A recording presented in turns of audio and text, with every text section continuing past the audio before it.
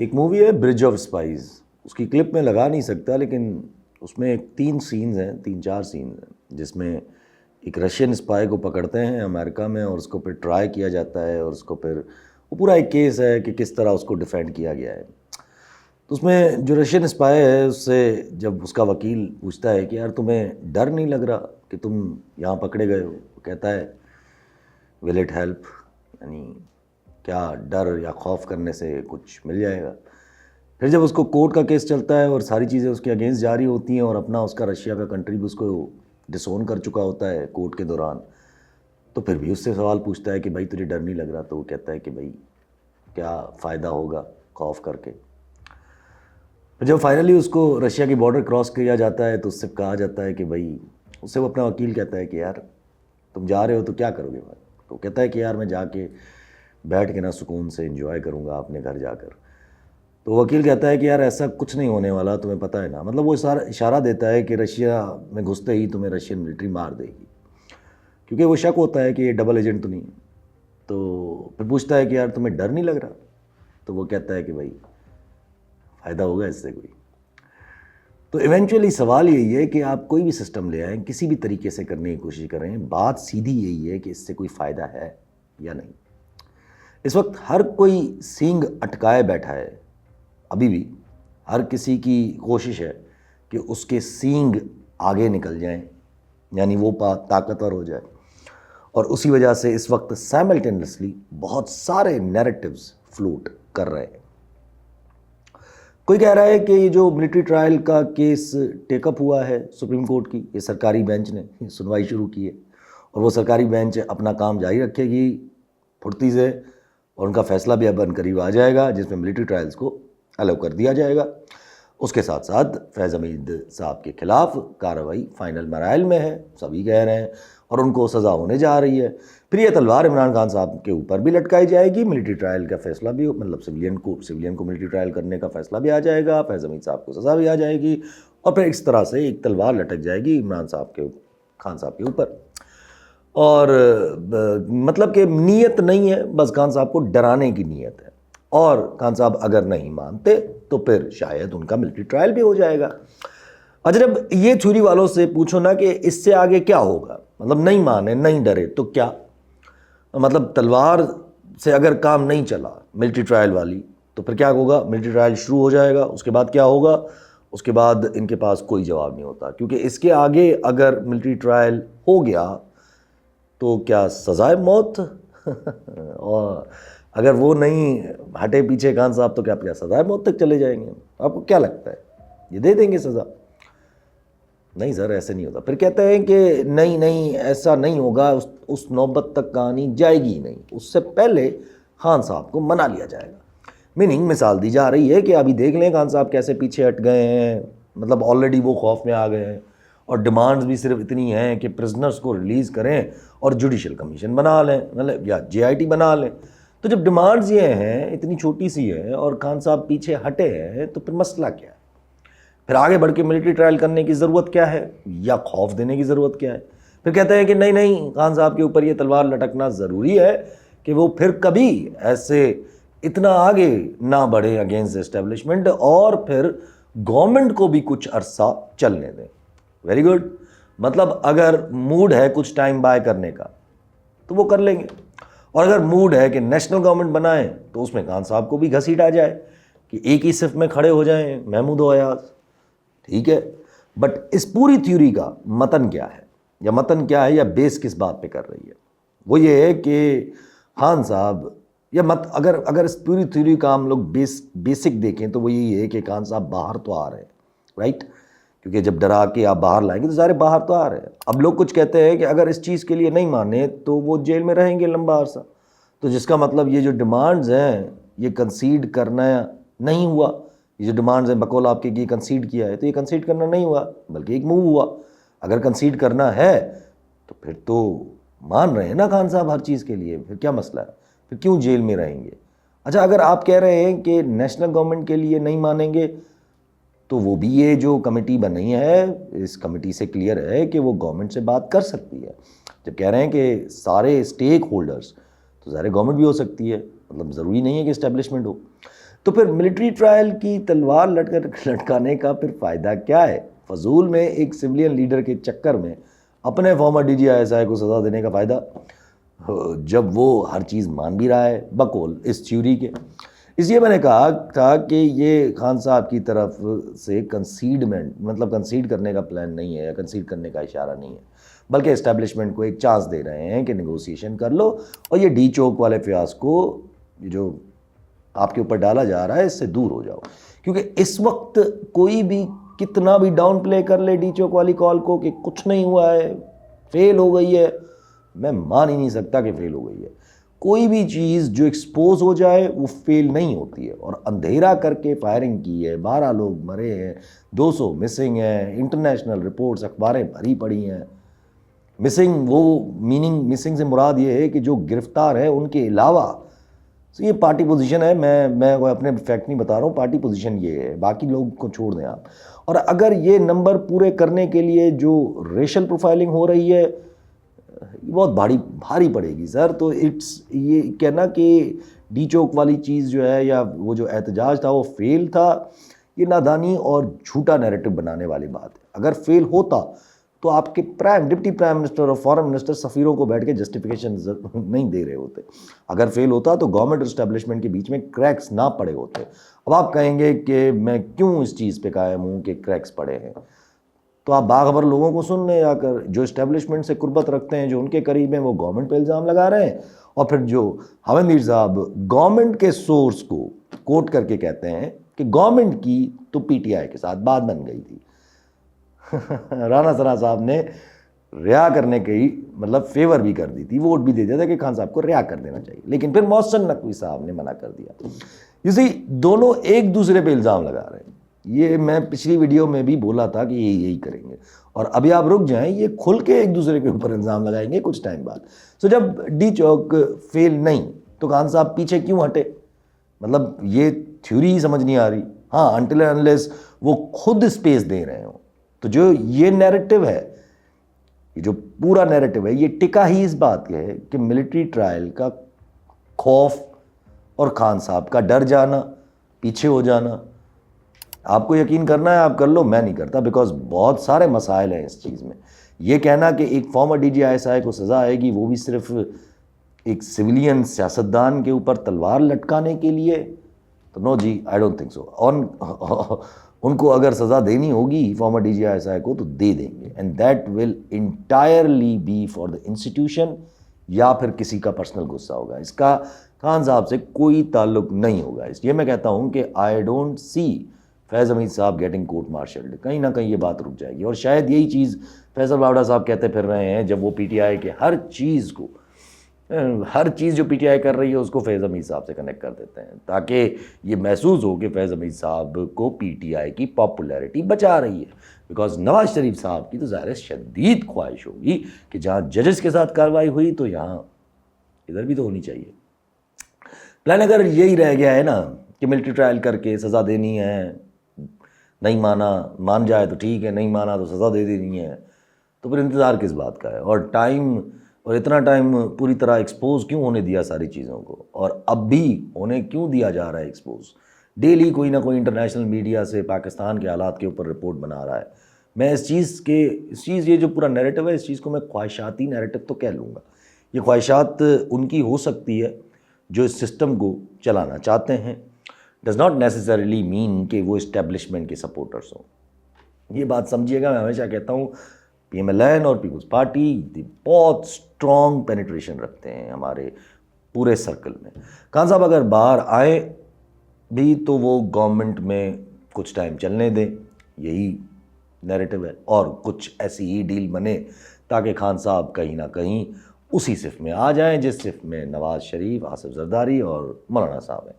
But will it all work? اگر یہ سب کچھ کر بھی لیا تو نو، خان صاحب اگر مان بھی گئے تب بھی نیریٹو نہیں کام کرے گا۔ سمپل آنسر، وہ ملک سے نہیں بھاگ رہا۔ پھر آ جاؤ، اگر یہ نہیں تو فیصل باوڑا صاحب کہہ رہے ہیں کہ فیض حمید صاحب کا کورٹ مارشل ہوگا، خان صاحب کے اوپر تلوار لٹکی رہے گی، لیکن خان صاحب کے مینڈیٹ کو تسلیم کرنا چاہیے، سیاستدانوں نے بات کرنی چاہیے، سب کا مینڈیٹ تسلیم کرنا چاہیے، اور ہر کسی کو ایک قدم پیچھے ہٹنا چاہیے، ہر کسی کو ایک قدم پیچھے ہٹنا چاہیے، اور ریاست کا کوئی پنگا نہیں ہے، ریاست کو کسی پارٹی سے کوئی مسئلہ نہیں ہے، اور 2 طلاقیں ہوں گی تو مسئلہ حل ہو جائے گا۔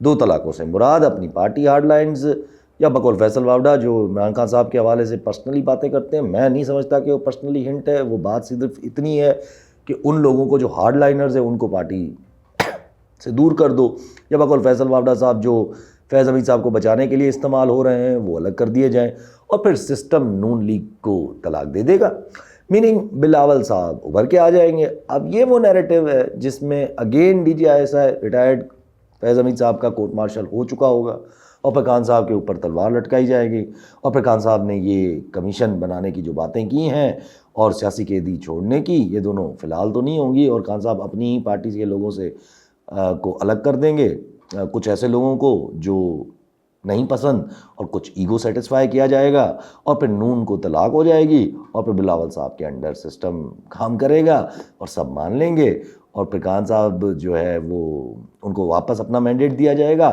مینڈیٹ سے مراد فارم 45 نہیں بلکہ ریزرو سیٹس، پھر کہتے ہیں پھر کرتے رہے اپوزیشن، خان صاحب اسٹیبلشمنٹ کو اگر جس دن ضرورت پڑے پھر اس دن خان صاحب سامنے آ جائیں گے، لیکن کوئی یہ نہیں سوچ رہا کہ یار بلاول کے انڈر ایک دن بھی کیسے چلے گا، جب لڑائی پنجاب اور کے پی کے میں ہے، اور آپ سندھ سے اٹھا کے کسی کو وزیر اعظم بنا دیں گے۔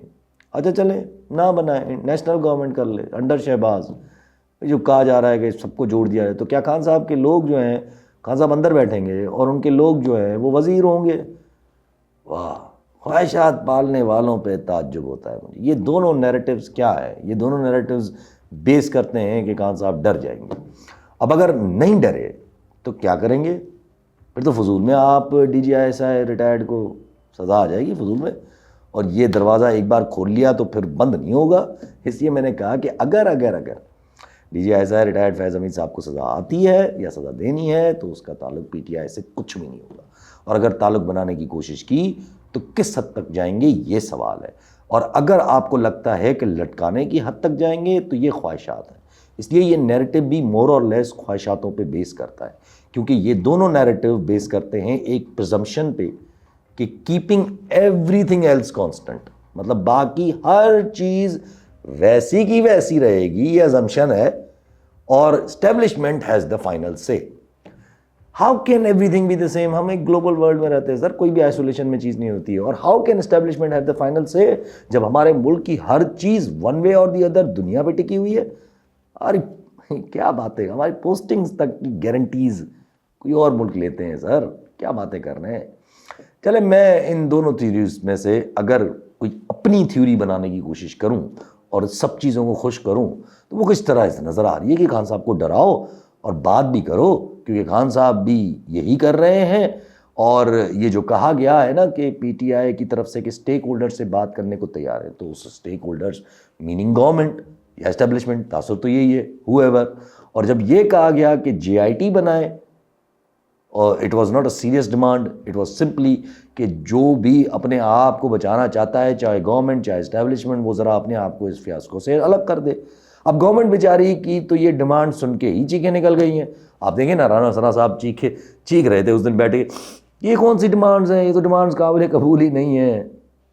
تو اس سے اندازہ یہ ہوتا ہے کہ ڈیمانڈز گورنمنٹ کے لیے ہیں بھی نہیں، اصل میں یہ ڈیمانڈز بھی نہیں ہیں، بلکہ صرف ایک ٹروس کے لیے ہاتھ بڑھانا ہے۔ لیکن ابھی تک کہیں سے محسوس مجھے یہ نہیں ہو رہا کہ ہاتھ بڑھ رہا ہے، یا پھر محسوس ہونا ضروری تھوڑی ہے، ہاتھ بڑھ بھی سکتا ہے۔ کیا خیال ہے؟ اب ذرا اس چیز کو اسپیکولیٹ کرتے ہیں یا ایسی تھیوری بنانے کی کوشش کرتے ہیں۔ اب شروعات ظاہر ہے شروعات سے ہوگی۔ مجھے کسی نے کہا کہ ٹرمپ کے آنے کے بعد کچھ نہیں ہوگا، میں بھی مان لیتا ہوں کہ کچھ نہیں ہوگا، کیونکہ آپ خان صاحب سے پہلے ہی سیٹنگ بنا لو گے اس کے آنے کا انتظار ہی مشکل سے ہوگا۔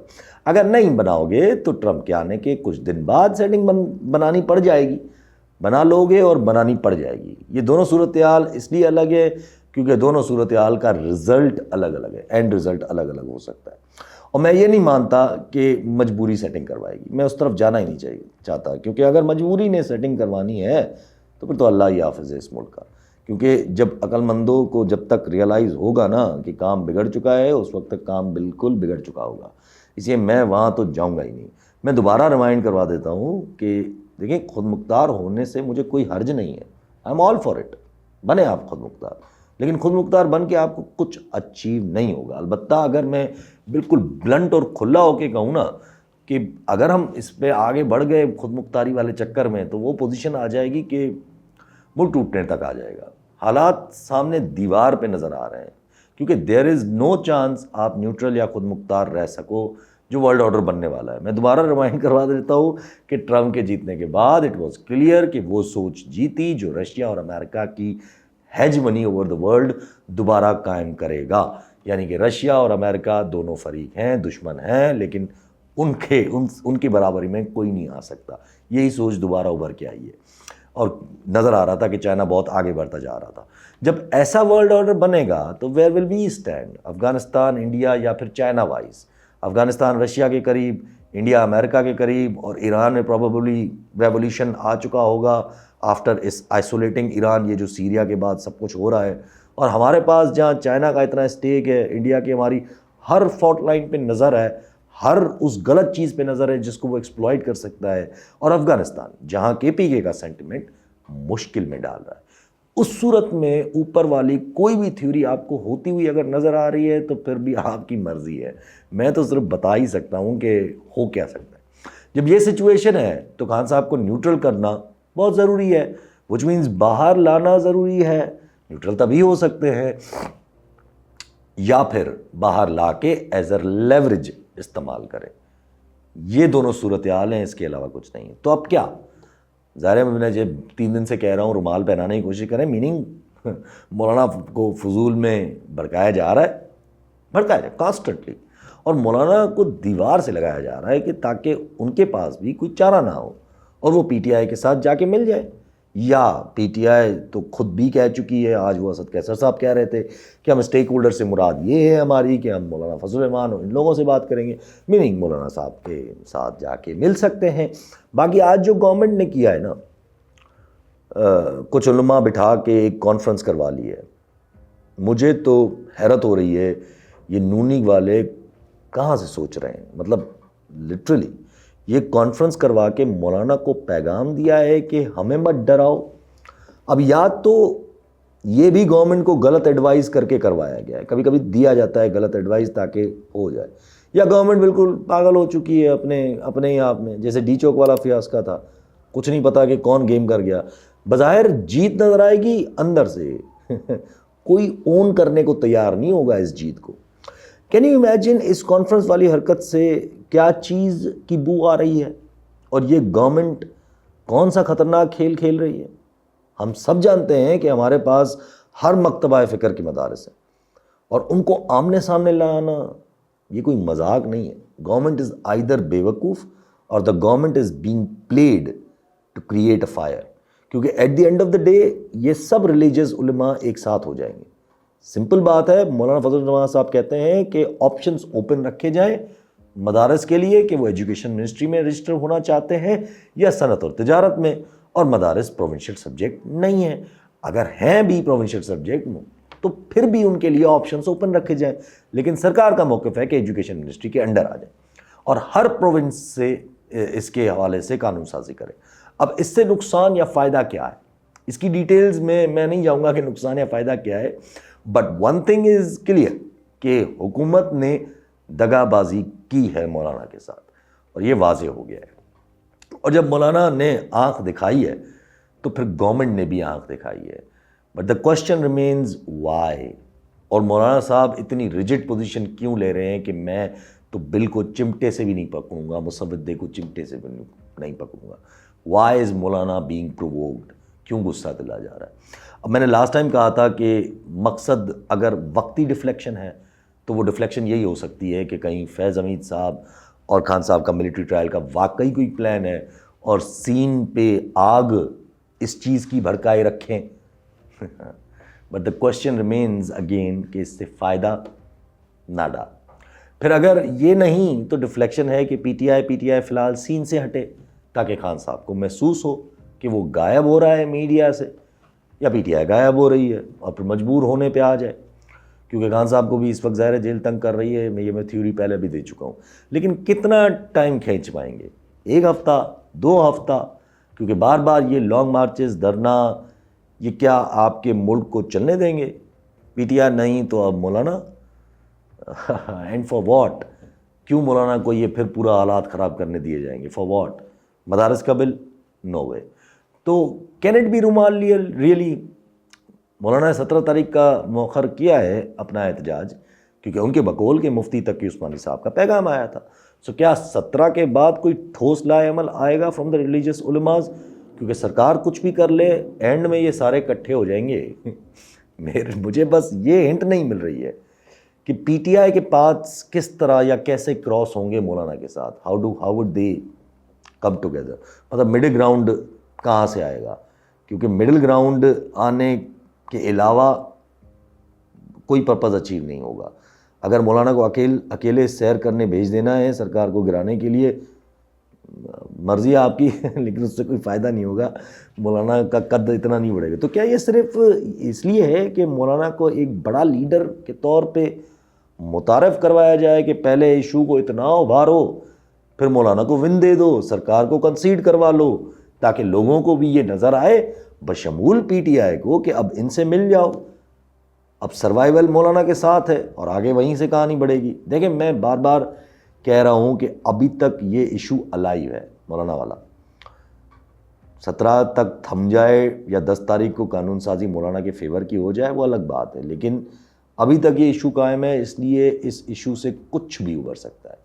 اگر یہ پلان نہیں ہے اور آگے بڑھا گیا اسی طریقے سے، اور جس طرح کی دھمکیاں دے رہے ہیں کانفرنسز گورنمنٹ کروا کے کہ وہاں سے اگر 10,000 آئیں گے تو ہم بھی لاکھوں مدارس کے لوگ لے آئیں گے، تو یہ بہت خطرناک گیم ہے۔ It can lead to disaster ہمارے ملک میں، میننگ ماشاء اللہ۔